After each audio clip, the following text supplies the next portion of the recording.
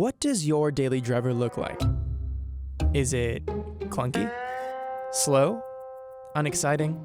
Have you entertained the thought, just for a second, of making your unextraordinary grocery getter more extraordinary? Let a master builder help indulge your delusions.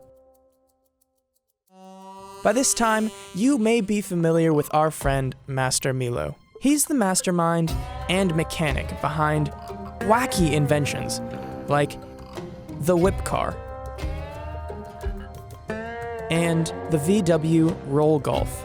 Today, he's back with something one could only describe as a cross between a hamster wheel and cheap fairground ride.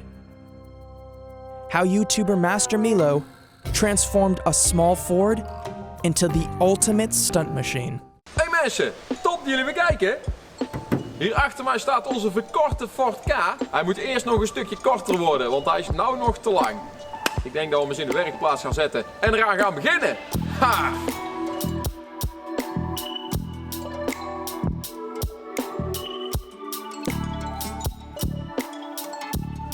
Dat past me net. Kijk.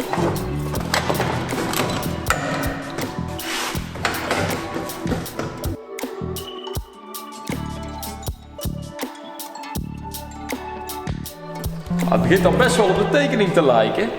We hebben hier nog een grote hoepel nodig natuurlijk.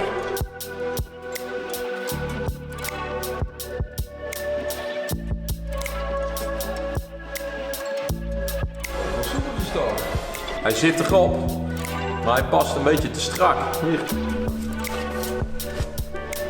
Ja, dat is niet goed. Ik denk dat we die zijwangen nog een beetje uit elkaar moeten drukken.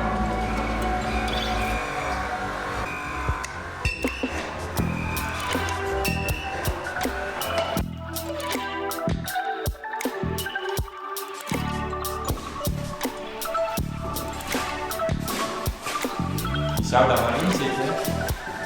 Misschien moeten we de voorruit er maar even uithalen. Als je dan moet kotsen onder het rijden, dan valt het tenminste naar buiten. Kijk wat we allemaal gemaakt hebben. Ingekorte auto, hoepelwielen er rondom. En om te sturen hebben we aan weerskanten een rem. Hoppa, voor links en voor rechts. Ik denk dat ik daar niet meer woorden aan vuil moet maken. Rijden!